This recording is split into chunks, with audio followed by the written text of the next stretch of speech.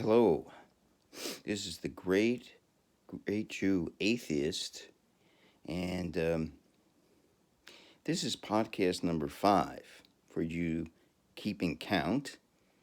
And by the way, if you want to email me, it's the great Jew atheist at gmail.com. Today's topic is life, and the subtopic is Asperger's syndrome, which is a form of autism. Okay, so before we start on the main topic, a couple of things. My brother-in-law and my sister are very anxious to move me home today. I'm now staying at their house for 1 month and 10 days, and in the basement. Usually it's not good if your parents' basement. I'm staying in my sister's basement, so that's pretty messed up. So my brother and my brother-in-law have been pushing to send me back, and they want it today as the goal date, but looks like next Saturday, which I thought was good. I mean, it was just too quick in terms of, they just sprung it on me. Now I got a week to pack things up and to assess how I'm going to move forward. I was at the apartment yesterday. It is not good. This is not good for my mental health. There's no bed. They're going to give me an air mattress. I wonder if you could jerk off on an air mattress. That's my first question. Before we start the podcast proper, I was just thinking about something. It seems like people get very annoyed when I ask them about religion, the true nature of religion. Do they really, really believe in God? And there seems to be 3 camps. It seems no matter who you are, there's really 3 things you could be. People that are just totally convinced that there's a God. I mean, just totally convinced. There's a God. I know there's a God. My son had cancer. Let me tell you, you Jew, and I hate Jews like you. You're the worst. Control the banks, the Rothschilds. You control it all.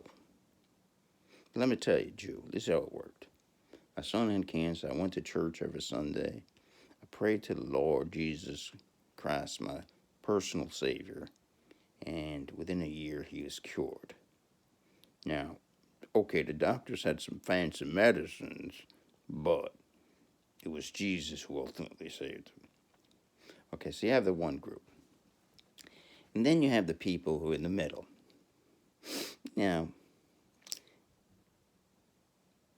Now you ask them, do you really believe that there's a guy up that you can't see, can't hear? And and that's the thing, these are the people that really get pissed, because deep down they know there's no such thing.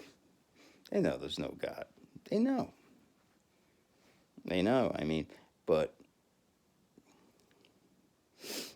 and they have these big doubts about the existence of God. So you go and tell them that there's no God, and you confirm what they really know, but they don't want to know. They don't want to know there's no God.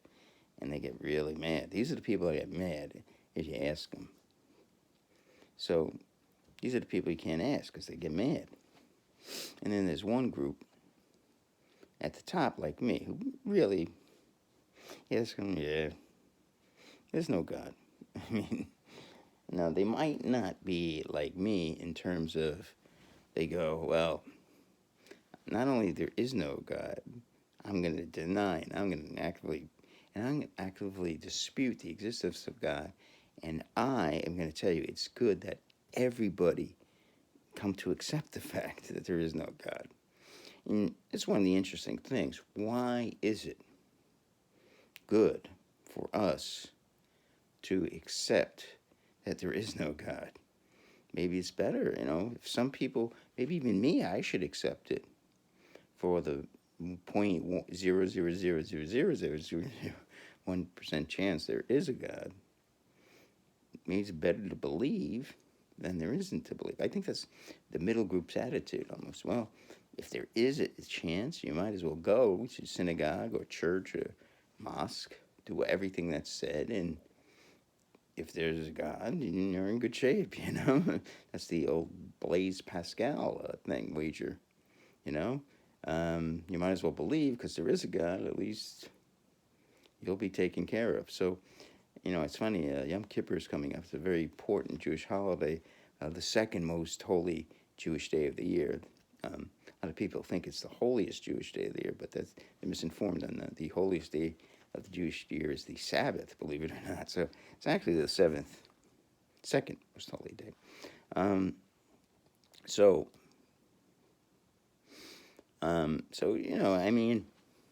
that's a good philosophical question. So you really have two choices if you know there's no God. And there's no God. Unless you're dumb. And if you're dumb, and I always tell people this. Take this thought experiment. I love thought experiments. So someone goes to you, listen, I don't like telling you this, but your wife, she's fucking around.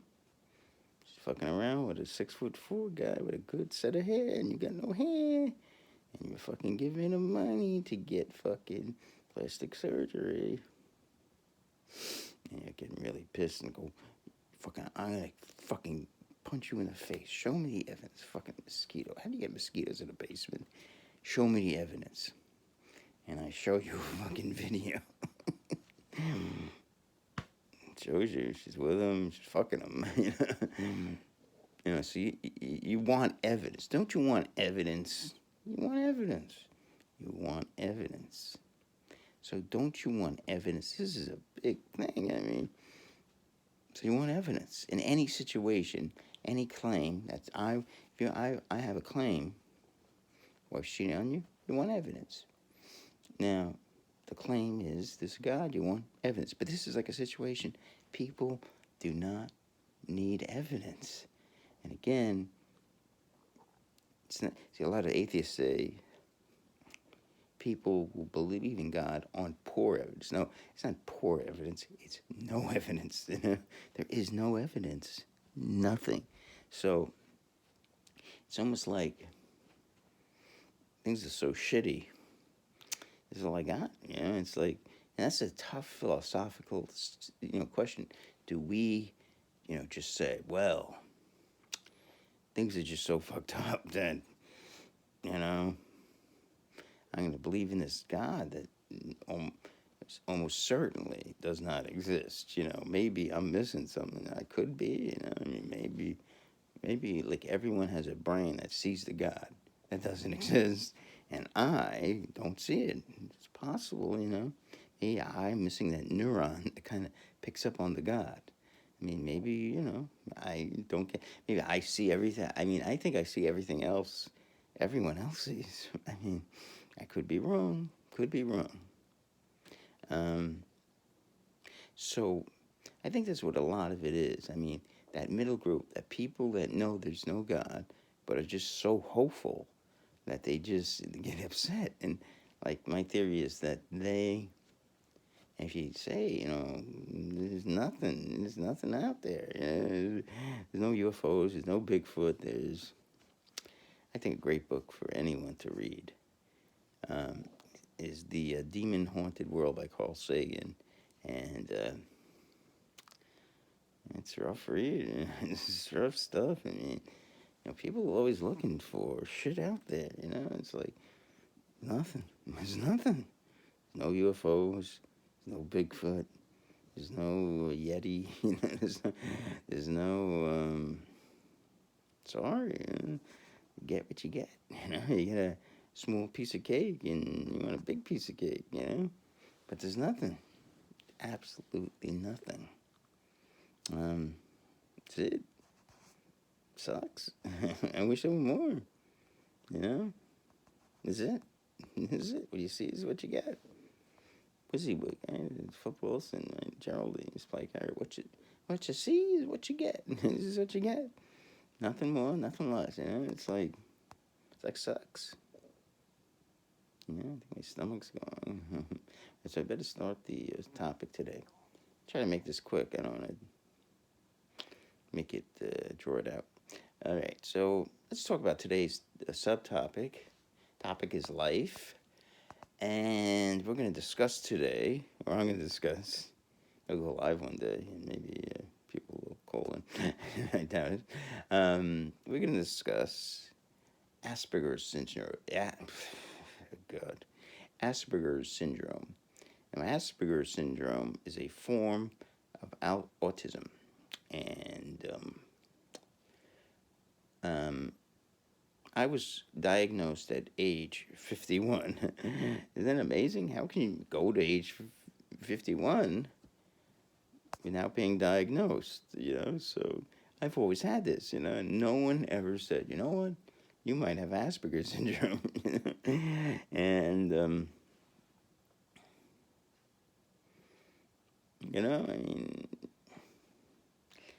mean, maybe chimpanzees have Asperger's syndrome. I don't know, and it's rather important, I would think. Rather important. I'm going around saying something's fucking fucked up. Things are not working. Things are not working. You go through life and you gotta say to yourself, something is fucking wrong. And you might say, well, great Jew atheist, what's wrong with your life? I mean, I'm not married. I never had kids. I've had only a very few girlfriends, and many of them were like fucking not even girlfriends. They just lasted. I mean, I think they went out. I mean, it was, and she was just a girl I would just fucking give, 6 years, and she had another real boyfriend too. So I was just a guy that would just once in a while go out with her, and I wouldn't see her for like a couple of weeks, 3 weeks, and I'd go out again, never live with her, and horrible at sex, just fucking horrible. Couldn't make friends. Only friend I have is a guy I knew in fucking teenage years. Really bad shit. I mean, like talking. It's just so and the upsetting thing. It's not that I have the condition that's upsetting, but the upsetting thing is like I've never you think your parents would have said, oh, let's take him in. There's something fucking wrong with him. But like I have a nephew, I said, he's like really fucked up. He's like, I think in my case isn't that bad. They say, oh, you're on the spectrum, like it's a fucking this thing of crystal or something. It means on the spectrum, you're somewhere in the like some. It's funny. I taught a kid with autism, and he was like really fucked up. He's like a 20-year-old kid. He came in with like a Boy Scout outfit, and it's like I never went to Boy Scout outfit to work. So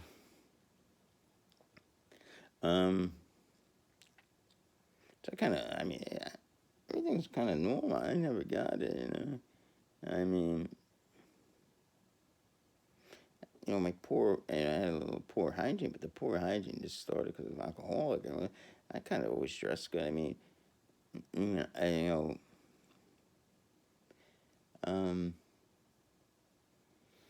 let me tell you how I was diagnosed at 51. I think could have been 50, but 53 now. So the question is, how this all happened? What were, how this happened, and do I really have it? And maybe not. So let's go through it. So I was talking to my brother one day, and I have 3 brothers, by the way. One lives in Florida, and 2 they're twins, non-identical, and they both live on Long Island up here. And they're kind of opposites. One's more of a intellectual like me, and the other's like a hyper-aggressive guy. It's really aggressive, They're both successful, I would say. So my more intellectual one, calmer, and he suggested I had it probably like 3 or 4 years ago. I was talking on the phone, and he basically said we all have it. So I was like, when I think of Asperger syndrome, I think like real autism, like real like fucked up kid, like screaming and yelling and panting and I want this. I mean, I never thought that you can have it. Strange thing. Like look at some of the people that had it. Like Bill Gates has it. So like to me, well, but what I've been reading, it's just like a little strange. That's what my psychiatrist was saying about it. Like you're a little oddness. You're odd. That's all it is, really. I mean, but I learned a lot about it, and still didn't think I had it. But let's continue. So I told my psychiatrist I might have it, and my psychiatrist basically, said I nodded, and he thought about it. And maybe the next session he says he thought I had it. Now, basically, he said that he diagnosed me with Asperger syndrome. And at that time, I was having a lot of problems going to work and depression and all kinds of shit, And so in a way, it was a good thing because, it could help me, buy time until, it's like, you get cancer or something. And it's good to buy time because if you could buy time, maybe there's a cure, and buy more time, there's a cure. You could buy more time until there's a cure. So the key in life sometimes buying time. Buy time, stall a little bit, stave things off, Buying time's important. So the psychiatrist kind of went over the symptoms, and at that time, I couldn't figure it out. Like, I didn't understand. I was like, I don't got this, I listened to the symptoms, nodded my head. I understand. I'm like, I'm saying to myself, I don't got this. So the symptoms are, like, first one is you memorize random facts or ideas without really realizing how they fit into the larger framework of the topic or subject at large. Like, for instance, I'll give you a couple of examples. I'll give you at least one example. So let's say there's a kid, and he puts together molecules or something, like he puts together a methane molecule. Methane is a gas, I think. Right? Is methane? Yeah. Methane is one of my favorite gases because when you take it, I don't know, if everyone, cows produce some methane. It's CH4. It's a carbon with 4 hydrogen atoms surrounding it, right? So you could build like the molecular structure. You do that in organic chemistry. So he would, so a kid, let's say, very young age too, like 9, 10 years old, he would build molecular structure, but he had no idea why it was important. Why methane, had a carbon. Like, well, why? Well, what's the reason? CH4. Why does carbon? So he didn't understand the reason. Why would carbon bind to 4 hydrogen molecules? So the reason is, well, both carbon and hydrogen are unstable by themselves because they need a full shell of 8. Carbon has 4. I'm sorry, let's start with carbon first. Carbon has 4, it needs 8. Hydrogen only has 2, but each individual hydrogen molecule only has 1. So they seek to get 2.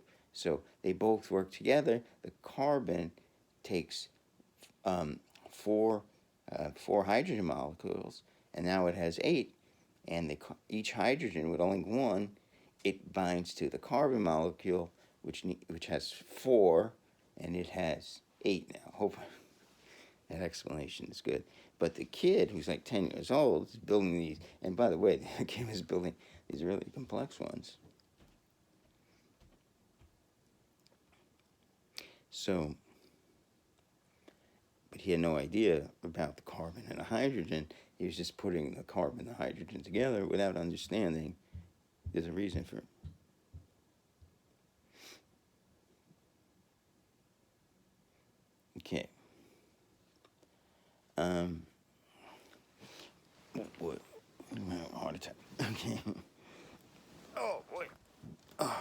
Oof, sorry. And the next one. Okay. Oh boy. Let me rest for a second. Okay. Oh, I need some steps. I think my brother-in-law might hear me. Next, poor socialization skills. So, someone with Asperger syndrome lacks the ability to socialize with other people. So that often leaves them lonely and frustrated. So we all, as human beings, have this need to have feel a part of the group and socialize, right? And we'll talk about why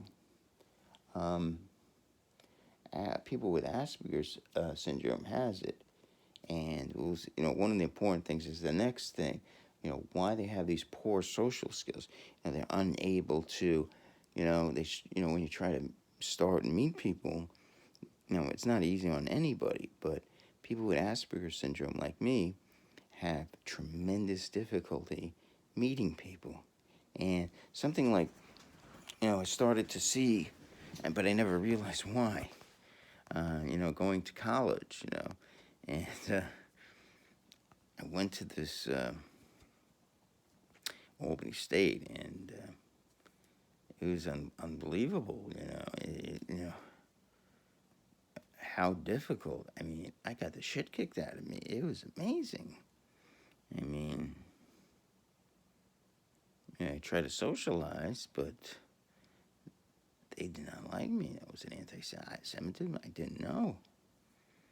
It was just like, it was amazing. I was like, everyone's like, well, okay, 18 years old, and it just was like, I thought this was gonna be a magical trip. I was gonna go there. I was gonna get, good education. My mother pushed me to major in computer science, and it was really, I mean, this was like going into a fucking war zone. I mean, this is horrible. I mean, maybe I'll just do a whole podcast on the Albany State experience. I mean, that first semester there, I mean, I can't describe it. I mean, it was just so horrible. I mean, you cannot describe. It's like walking into a disaster. I never could imagine. You just cannot imagine. It's funny. my first semester at Albany State. Albany State is a college up in Albany, New York State College, one of the 4 big university, and a very good school, by the way. In fact, they used to call it the Pauper's Princeton. So it's a very, very good school. But I mean, it's incredible. And it's funny, I was having a chat with my brother-in-law about God, and saying, he's saying, how God was there in this situation. I met your sister, and this a bit. I met your sister, and I had 2 beautiful daughters, and I said, okay, that's true, but I should have brought up Albany State, because it was really, I mean, if there's a God, he definitely wasn't there for me that day. And I believed him back then, I mean, I believed in God. I still, maybe that's what, in a later podcast, you might say, well, how did you go from someone who believed in God to an atheist? And I definitely got an answer for that, It really had nothing to do with Albany State, but,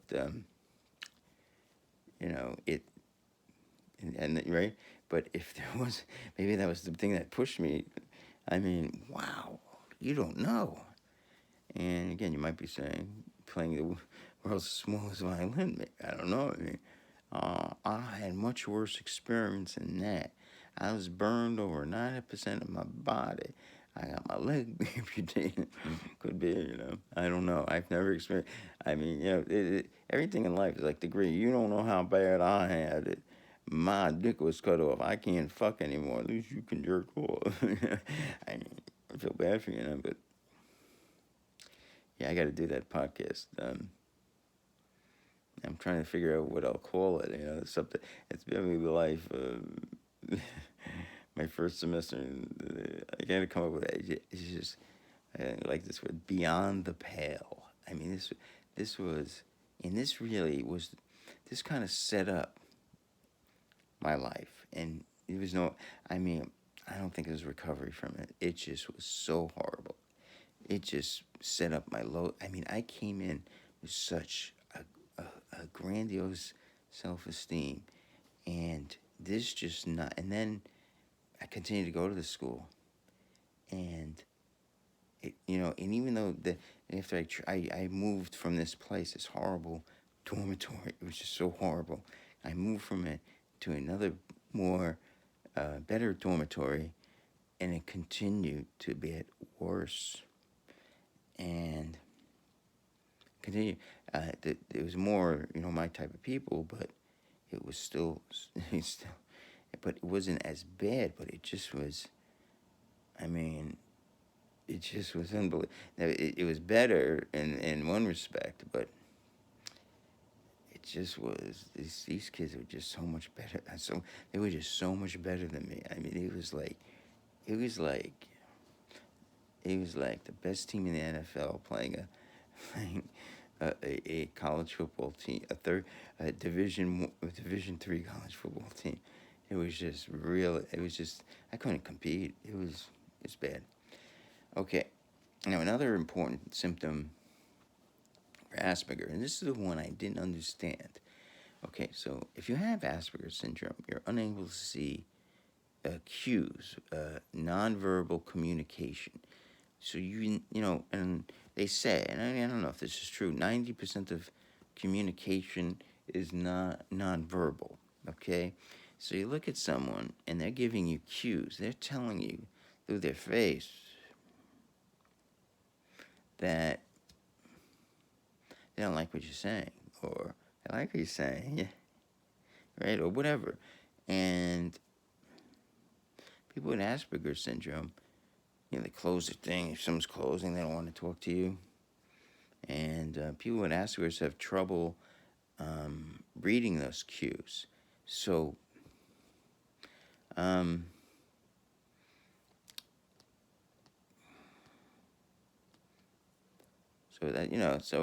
the psychiatrist went through these things with me.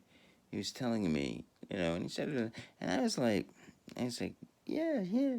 I was like, what the fuck is he talking about? I'm fine. I taught in a college. I taught in a vocational school. So I'm like, he doesn't know what he's talking about. So the first thing, and many people said when I had Asperger's, because you think Asperger's, most people think you're crazy, or you have, because my nephew acts bizarre. Like, he doesn't look in, sometimes I do that, but I look in people's eyes. I don't maintain contact all the time. Like, sometimes I look away, but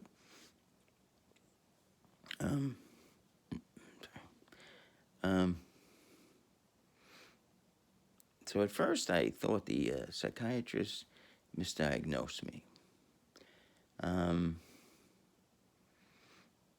of like shoved it off. I said, I don't got Asperger's syndrome. He's crazy. I don't know what he's talking about. But I kept my eye open. And now, little by little, I started to see that I do have Asperger's syndrome. And the situation currently now, I'm on Long Island. I live at my sister's house. I'm probably going to be back to my own house on Saturday.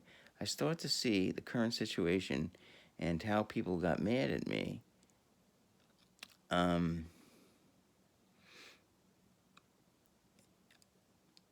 the family members get pissed at me. And they get mad at me many times. It was spit again. When I talk to them. And many times they give me cues. And I don't recognize their cues. And I start saying, like, for instance, my sister I live with will quickly go, yeah, okay. And that's a cue. She's getting upset, or something. And she gets upset really easy. Now, me and my sister, I never realized they're like really opposites. We share some things in common, but that was a bad one.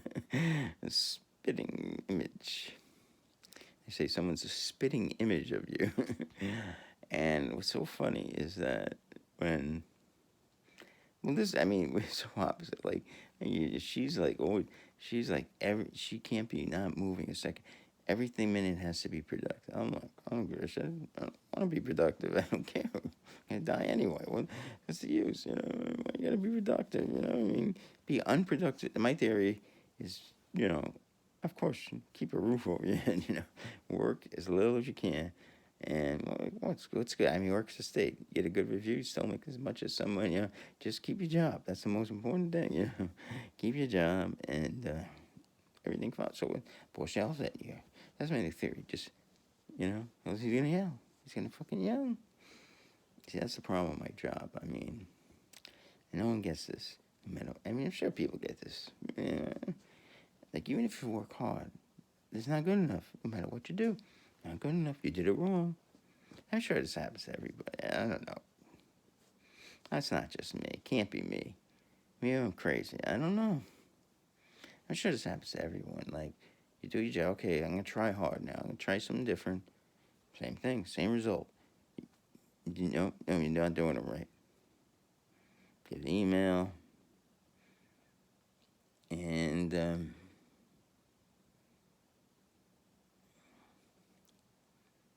see, I always try to do my job where I satisfy. See, that's my goal always. Try to satisfy the client and try to satisfy the boss. And, of course, that never works. Obviously, the goal is to keep everyone happy. But if I don't satisfy my boss, so you got to satisfy your boss, obviously. Fuck the client, but they don't have to see the client. The client gets mad. It's not good. It's not fun. But, oh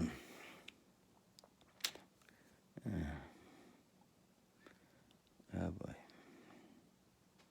Satisfy the client. Yeah, I exactly do. Satisfy the client and fuck the boss. So I don't recognize these cues. My brother has a cue too, and he's like, he's up to see, and he gets really quiet. He just smiles. So I like, so I smile. I go like, it's like that. I don't see the cues, and then when I go too far, so the cues give off at a time where they're gonna explode, and the explosion will come. So, at a certain point, they're gonna explode. It's just gonna happen. They're gonna explode. Okay, so everyone in my family just exploded at me at a certain point. So, and over the last 5 or 6 days, I've had about 6 or 7 explosions, and I'm like ready to push it in. I'm ready to pack it in. And you might say, I'm trying to look at like still got a roof. Until, see, I don't know when they pack it in. If you're on the street, you can't snuff it. How do you do it? You run it from the train. That takes fucking guts. I don't know. Like, I'm trying to think to myself, why does it take guts? What you gotta do is just fucking wait for the train and you fucking jump with the guts, if you're, see, that's the problem. That means you really don't want to do it. For some reason, you just don't want to do it. I don't know why. If you talk a big game, but you don't want to do it. If you really want, if life was so horrible, you'd want to do it. So, I don't know what's stopping you. What is stopping you? Like, so let's say, for example, you don't get your job back. You can't get another job. No one takes you in. And it's time to go. Let's say, like the eviction notices, the food's running out. Let's say this happens by like February or March. Let's say March, you get a little better. Let's say it's May. Like basically it's over. You can't get a job because you're because your credit rating and it's over.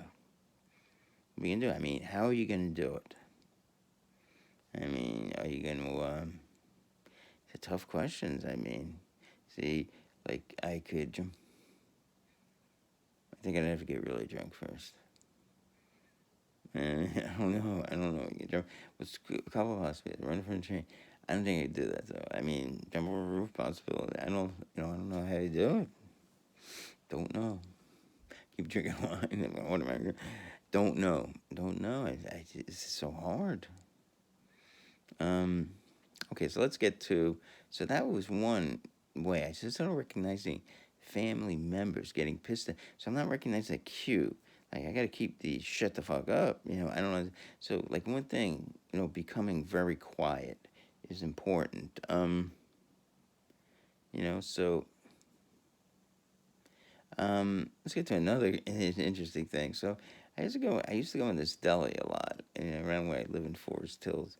It's right up this big hill, and there's this Indian guy, and I always used to go, and I order a chicken cutlet hero, which I love. That's my favorite thing, and used to make it, and I used to say to him, I'm just kidding around, but I think I think you're the king. I said, you're the king of chicken cutlet heroes. And yeah, I used to say he's like the best guy in the world at making chicken cutlet heroes. And I guess that he took it at some point as disparaging. And I guess I was disparaging him, saying, if there's a best guy, you're the guy. So if there is a best guy, chicken. And I remember that day because there wasn't someone to cover the cash register. Usually there's a guy to cover the cash register. And so he was going back and forth, and he was like in a bad mood. And I didn't pick that up. See, again, not looking, finding the cues. And so he wasn't, I wasn't picking up the cue that because he's going from the, see, that's the thing, you get around. So maybe he's processing this, that I'm like making fun of him, first of all, disparaging remark, say this every time, he's getting fucking pissed off. He's not saying anything, he's holding it. And then um, it's a bad day. He's fucking running back and forth. He's under stress. He's fucking works every day. So and then I'm saying to I've been running this by him. I said, dude, man, you don't look. He wasn't looking good. He says he's fucking really fucking tired. And again, I feel really bad for these fucking immigrants. Man, holy shit. Like there's this Chinese woman. She has like 6 kids, and like fucking she would work like fucking every day from 11 to 9:30 at least, no break, and it's just fucking ridiculous. This is just horrendous. I mean, it's about social justice. I'm the most conservative. So they gotta be. We gotta be. I'm the most conservative social justice warrior. There has to be. I love it. There has to be the most conservative social justice warrior. Gotta be by definition, or there has to be the most conservative social justice warrior. And so there is too. It has to be. It's fucking nuts. Um, so, I have this routine, and I said to him like a week before, oh, you look so tired, man. You got to take a day off. So I said, you look so tired, man. So then the guy wanting him to, like, he bought cigarettes. I don't know what he bought, but cigarettes. And then all of a sudden, he just lost it on me. You stop screaming at me. I don't like this. You must stop screaming. You always talking. You're very annoying. He just like went on. He so fucking exploded at me. I was like, huh? And I didn't understand, why he exploded at me, And this must have been building for a while. Like, you're great. You're the best guy. You're the king of chicken cutlets, So it's funny, like I see a lot of people, and some people, like what do people do with like people, and they see them every day, and sometimes like people say hi and how's everything, and and some people get more personal, and they say how's your wife, but I'm like kidding around, I'm like fucking getting annoying, so like people you don't know and you see a lot, like maybe some evolution component, you think they're irrelevant, but they're not. They're just fucking people, and they can get annoyed. I mean, they're not your relative. They're not your kin. They're not going to give you anything. They're not going to pay your rent. So I wish they would. Yeah, that's another weird thought that always comes to my mind. Like when I'm really stressed out, and I don't know what like how does my mind work so bizarrely, and like I mean, even the last few years, it's like and it's like the way, and I get these thoughts that are just bizarre. And it's like, so I think about like this guy upstairs. He's like a fucking nut, and guy lives on top of me. He's like doing carpentry where I don't know what the fuck I hear, like a saw going, and I don't know what the fuck. And then I get really stressed out. I got my landlord wants to evict me. I got the job wants to fire me. Um, I'm thinking my credit card's bad and all this shit. And I'm like going, help me, man. And I look upstairs. I go, maybe you could pay my rent. Maybe the Kardashians could pay my rent. Maybe if I write a letter, the Kardashians could pay the rent. And I got these bizarre. I mean, why? I mean, well, first of all, why even have that though? I mean, well, I guess your thoughts are automatic, so you can't criticize them. You can only say, well, that's just ridiculous. So you can't stop them. They're automatic. You say, that's ridiculous. You want to know why that's ridiculous. First of all, the guy has no money. And second of all, the guy hates you. Why would he pay your rent? If anybody would pay your rent, he would be the last guy. He wants to kill you. They all talking about the guy upstairs. That'd be a good podcast. The guy upstairs, my relationship with the guy upstairs. And I have this fantasy. Like, I always hear, like, like a saw going off, like, and some drilling, and I have this thing. He wants to like kill me, and he's building a casket upstairs. He's a weird guy. He's like so fucking weird. They'll put a size like footnote, footnote. His name is Tom. I won't say his last name. He begins with an L. He's not Jewish. It's like a French sounding name, but Tom is a weird fucking guy, man. I thought I was fucked up. He's like really fucked up. He's like a guy that's like just so fucking anal. It's like, I don't get him, man. I gotta figure this dude out. One day I just want to stop him. Dude, man, tell me your fucking life. Because you're fucked up, man. I'm gonna fucking punch the shit out of you, and you're gonna wake up. Something like fucking really fucked up with him. Like really quiet. Like one day he's gonna just fucking snap. I think he's like 60.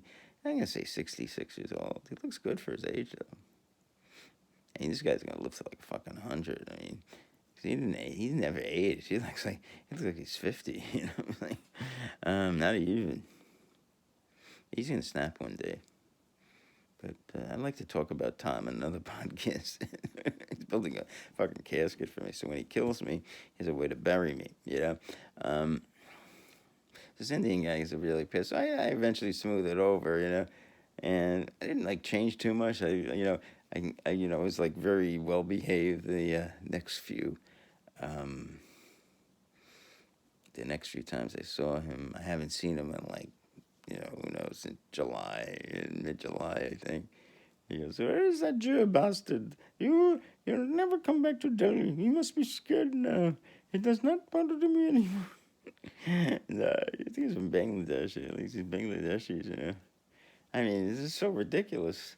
I mean, I guess they got to work, I mean, I don't get it. And then they have kids, and they fucking have a lot of kids, but they're always working. You get up, you go to work.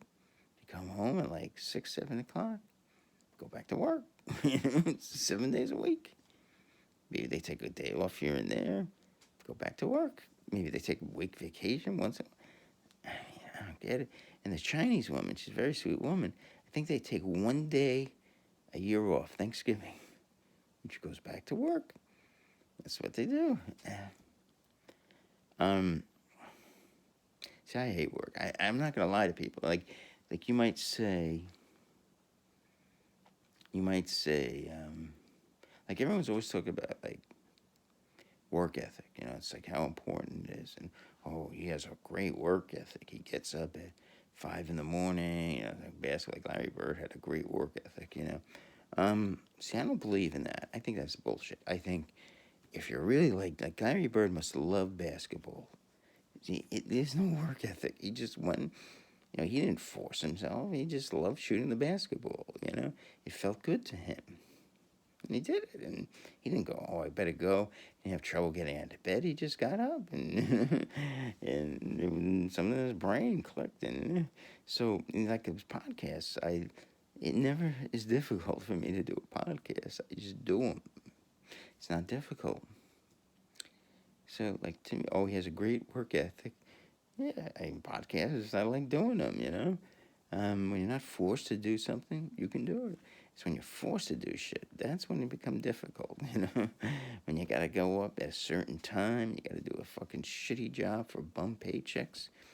Not easy, man. Not easy. In fact, one of my favorite, there used to be this, he's a black guy, African American, favorite sayings, he was a motivator, I don't know if he's still around, live. You know, saying that you get to a certain age, everyone's fucking dying, dead, or at a certain point, man, if you live long enough, everyone's gonna die on your ass. You know, hopefully you die before everybody else dies. His name was Les Brown. I'm gonna check it out if he died. He had a great saying. This is really one of the. If you're young, this is probably. I mean, if you watch my podcast, you might say, "Oh, this guy's fucking nuts." Wears his hood, talks about suicide as being death as being a good thing, but he had a great point. He said, basically, I'm probably, not getting the heat of what he said. He said, do what you want to do because your life depends on it. It does, because if you do what you don't want to do, let's say you think, okay, I'll never be a baseball player, so let me be an accountant. But you hate accounting. But it's not bad. It's something you can do. Everyone works harder. But if you don't like accounting, you're not going to do very well at it. And if you don't do very well at it, you're going to not succeed. And if you don't succeed, they're going to fire your ass at some point. And that might not be good if you have a family or something. And then you can start drinking. And then you can start drinking. You're going to fucking be fucked up.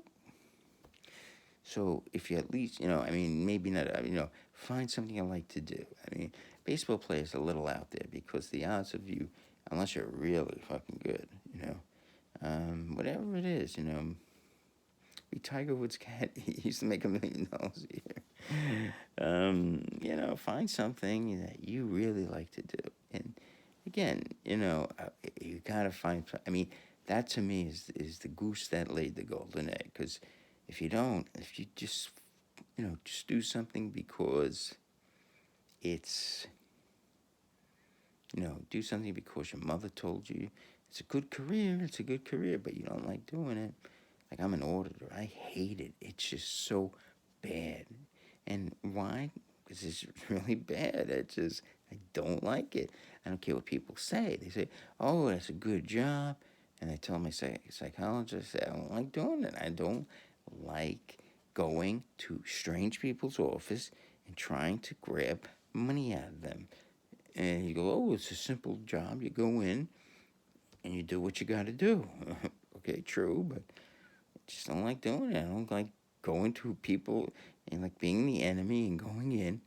And it's funny, like the clients are actually not bad. It's just my bosses are just so upsetting. Because I basically go in and I treat them well. I don't like the auditor you kind of always want, because I'm a fucking soft piece of shit. The company hates me. So, yeah, that's so important, I think, that you find, like teaching, I love. I really love it, if you get, especially the rights, if you're thrown into the South Bronx, that's really tough, it's not that I don't like African American and Hispanic children. They might be really good, you can't prejudge them, but I'm not crazy about those neighborhoods, and could be a violent, I was reading an article, some of these bad neighborhoods, what they do is I think in between classes, they hide in, some of the teachers, they hide in the stairways. Might be better than actually an auditing job.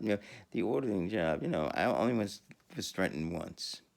And I rarely get anger. Well, I guess if the clients aren't getting angry ever, and they don't get angry at me, I'm not doing my job. That's what it is. I think that's why I don't know how he figures out I'm not doing my job. And a lot of times it's very stressful because I'm trying to get an outcome that's both good for my company and good. And you can't do that. You have to have an outcome that's either good for the client are good for my company. And if you don't have an icon that's good for your company, eventually get. See, one good thing about working for the state is they can't do anything to you if you come every day, and that's the problem. I stopped coming, and the reason I stopped coming, I was get too many outcomes that were good for the clients. And when that happens, you get a lot of heat. When you got a lot of heat, you want to go. You don't want to go to work. You get too many emails. You get, as I was, the emails will stop coming when you start doing it. My immediate boss, not this fucking pain in the ass guy. The nut guy who's like 6'4", 290. The emails stop coming when you start doing your work right. Yeah, it basically means when you start cheating people and trying to steal from them. That's what he means. He means, right? That's what she means. They will stop getting emails when the outcome of the audit is on our side, right? That's what she means. That's what she means. So my theory now is if I get my job back is to get it, but try to get another job. So that's why I got to start looking for another job now. No, like Bill Cosby says, no, I'm going to drug and drink, and now I'm going to try to have sex with you. No. Yeah, that guy's a really interesting person. Bill Cosby. No. A Jello pudding pop. That's what I do. So here's what I do. I give the girl a Jello pudding pop with raw heater pole, which is sometimes known as, what do they call those things where they drug you? A roofie. Now I give raw heater pin or a roofie to the girl in a Jello pudding pop. This is a guy who used to be like the kid's favorite, and Bill Cosby's coming. He's a great guy. He's a fucking drugging girls and raping them. I mean, how do you see that one coming? This is like the greatest. He's like, all right, spit again. He's the greatest guy. He's the Jello pudding pop with a little roofie in it. I'm gonna give it to women. I'm gonna rape them. I mean, how do you see this fucking? You can't make this shit up. You cannot make this up. And this guy was fucking, what a fucking sleazy. I mean, you can't be sleazier than this guy. I mean, someone was saying, in the history of your civilization, this guy's the worst serial rapist of all time. I mean, this isn't, you know, I mean, this doesn't get worse than this. I can't imagine. Okay, so another incident to kind of confirm that I've been going back. So I go to my 30th high school reunion. So I'm thinking, put on my nicest suit, and I go there, and I'm thinking, in high school, it wasn't too bad. There's a lot. I went to a real specialized school, and there was a lot of nerdy kids like me, so it wasn't that bad. So I go there, and I'm thinking, you know what? At the time, I was still working. You know what? I'm going to go there, and I'm going to make new friends or make kindle friendships. And that's my goal, going there. And maybe I'll get laid. Maybe I'll get a phone number. And what's like the term, get laid? What does that mean? Like, laid is probably lied. I don't know. This is a funny word. So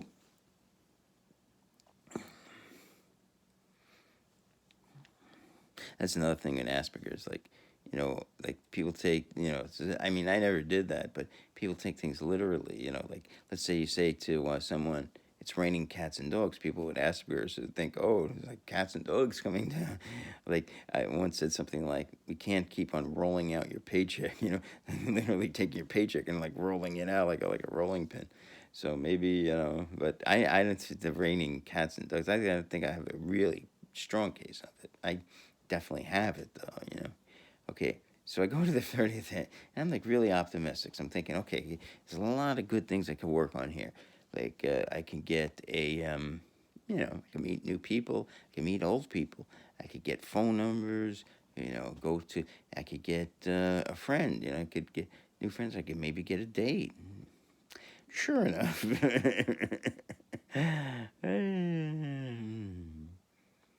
It's funny, my 35th's coming up, and I was getting depressed, but I don't think it's a good idea. It's not going to work out. 30th high school reunion, go up to people, and I maybe start talking to them. I think there might have been 4 people that just started talking and just started like walk away. They just fucking walked away. They just saw me, go, excuse me, and he just fucking got the fuck out. It was so. Now, one of the things in Asperger's is like, since you can't recognize cues, like you could start talking about a topic and people are like, what the fuck is this guy talking about?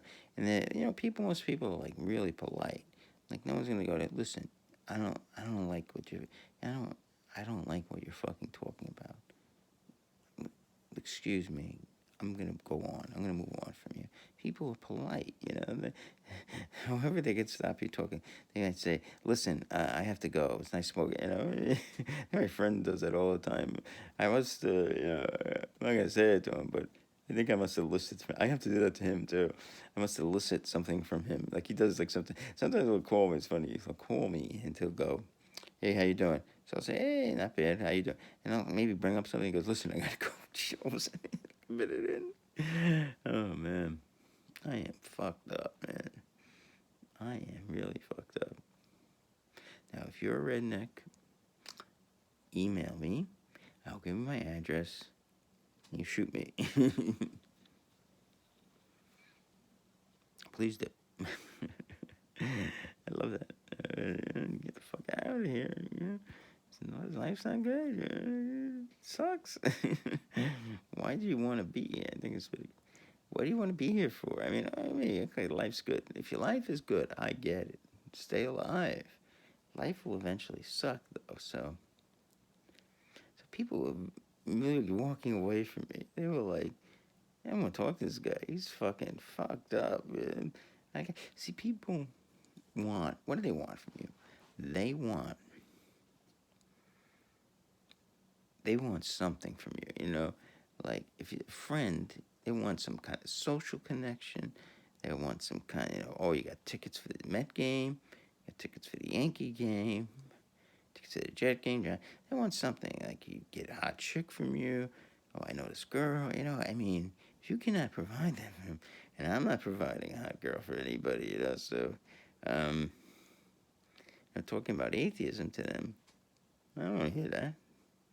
Excuse me, I gotta go. I mean, most people do a good job of that and getting the fuck away from me. Listen, I have to meet my fiance. Get the fuck out of Yeah, I don't really usually don't get it. Like, and many people could do that. Like, I don't like. I can't remember anyone saying that to me.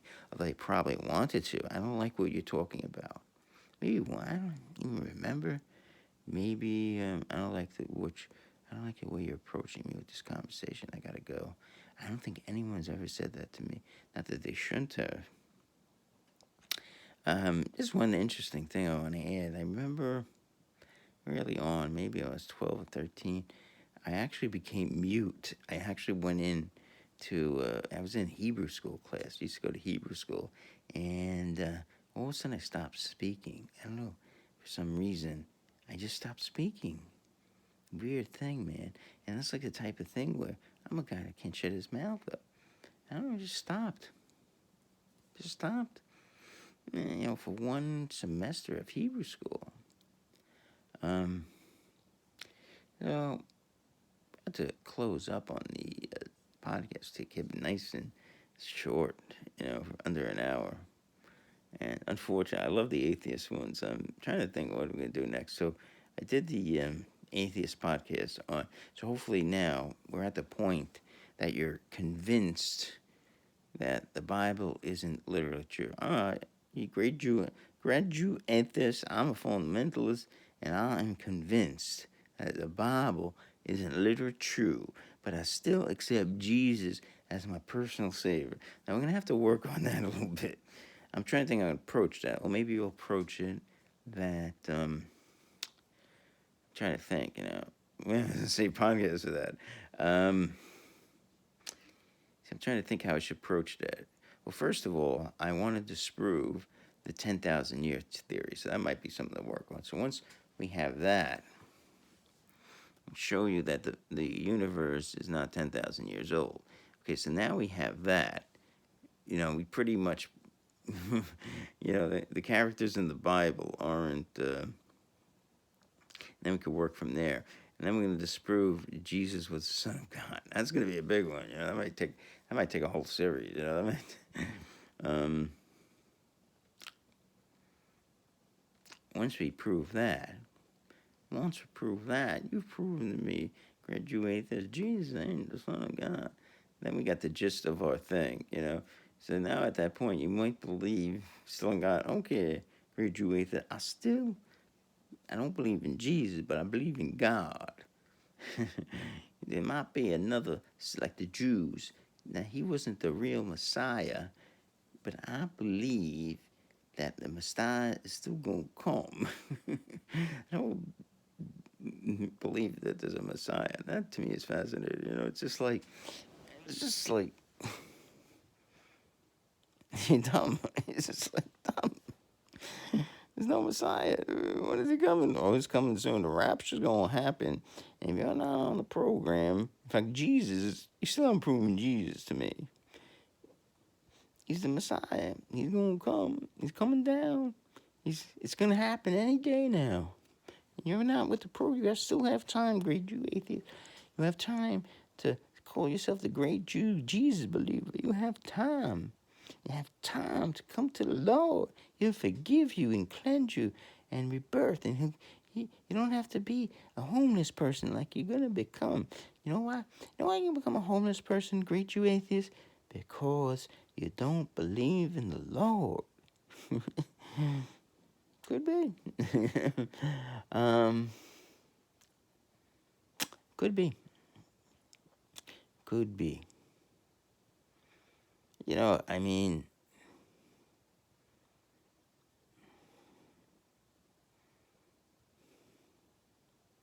could be. It just could be. I mean, I don't know. Oh, it makes you sleep. I don't know. It's oh wow, it's almost midnight. Gotta get up. Get up about 7:30. Um. All right. So I'm gonna take a nice sleep. But last point. So Asperger syndrome. So basically, let me do the last point, and then we'll talk. Let me do a little summary. The last thing is about poor socialization skills. So very poor at this. I mean, it's very hard throughout my life. Just looking back, I've had few friends. I was picked on and bullied, and it's very difficult. I mean, not everyone's good at socialization. I used to have this thing. Asperger's is just a nice way of saying you're ugly. I mean, that's my theory. It's ugly and you can't meet people. You got Asperger's, right? I think it's like, okay, you're ugly, you're not popular, you get depressed, you start with these weird behaviors. Why? Because you can't meet people. So what are you? You're ugly. That's really what it is. I think, in a nutshell. I mean, if you're ugly, what happens? People don't like you. They make fun of you. You get fucking depressed, and you're depressed. I mean, there's some mechanisms, I guess, evolutionary. Again, we don't believe in evolution, great Jew atheists. So you're gonna have to come up with some better explanation than that. When you're depressed, there's probably some mechanism, evolution, that makes you come up with some behaviors that help you cope with things, try to keep you alive. Like maybe you talk to yourself, or maybe you know some weird behaviors. So you have few friends. You picked on your bully, few friends, and so we'll cut things at this point. So today is today is still September 16th, 2018. Again, you can email me. Please do. I'd love to hear from you. Like me or hate me, because most people do, at greatjewatheist@gmail.com. That's, again, greatjewatheist@gmail.com. And again, I wasn't doing the podcast. I said, let me take a break today, but I got the energy. Again, there's no such thing as a hard person that works hard. There's only people that like to do the things they do. And if they like to, and then people say, oh no, I just work hard. I hate doing this, but I do it. No, you like doing that. You don't work hard at something if you don't like it. That's just the way things work. You like a roof over your head, so you go to the job. I don't blame you. Right? I mean, that's why you do it, because you like a roof over your head. You work as hard as you need to keep the roof over your head. If you don't want a roof over your head, you don't work on it. And eventually they take the roof. Eventually they kick you out. Your landlord's like your boss. If you don't do good enough, you don't pay him enough, he kicks you out of the apartment. So sum total of the podcast is Asperger syndrome. So the weird thing is, I was diagnosed at 51. I thought I was just shy, So I couldn't figure out. Like, people kept on rejecting me. Like, I couldn't friends, I couldn't get laid, I couldn't get girlfriend. I mean, I think it's fucking, you're just fucking ugly, and they made up this term, That's my theory. So, I mean, I'm 53 now, so I don't know if this could even be helped. I mean, I have a book on my maybe I'll take a look at it. I say it's really important, because if you can get better, I don't think it's going to be 100%, but if you can get better and maybe recognize the cues, maybe you can do better in terms of making a friend, you know, it's really hard. You can't recognize cues. I mean, so first of all, you try to meet someone, and you think you're doing good in the process of meeting one, yet the person's fucking totally blowing you off. Like, it's funny. So I've already made an attempt, lame attempts at meeting two girls, Like, one was at the Long Island Railroad. She looked very confused. She's like, in terms of like where to go on the train. So she's looking at the schedules and blah, blah. Not a bad looking woman. And I go up to her, "You need help?" And they go, "Oh, no, no." And so immediately she gave me a cue. She definitely needed help. And she was like, "Who the fuck is this guy?" "No, no, no, I'm okay. I'm okay." So I knew immediately the cue was that she didn't like me. It wasn't that she didn't need help, or she was scared of me because I was a stranger. So I said, "Okay," and I just walked away. Now, maybe in the past I didn't pick up that cue, and I would have said, "Oh, no, no, I need to help you," whatever it is. So I think that's what gets you mad as when having Asperger's, because you say, "No, you can't do that to me." It goes in your mind, you're rejecting me, and you get upset. And then what happens is you get more upset. Then there comes a point where she really rejects you. She's just being nice at this point. She wasn't even nice. She could have said, "No, that's fine, thank you." Usually that's enough to send me away, but she didn't give a precise. See, in Asperger's, you gotta have a definite thing. But since she didn't give me a definite thing, I didn't stop. Okay, it's almost midnight. Thank you for seeing my podcast, and hopefully we'll have a better day. Tomorrow's a new day. Wake up. And tomorrow's a new day. So that's all. Always remember that. It's a new day, right? New shitty day. The sun's going to come up, hopefully. And we'll get through this, get through this fucking hell. It's fucking hell on earth. So have a good day. Bye-bye.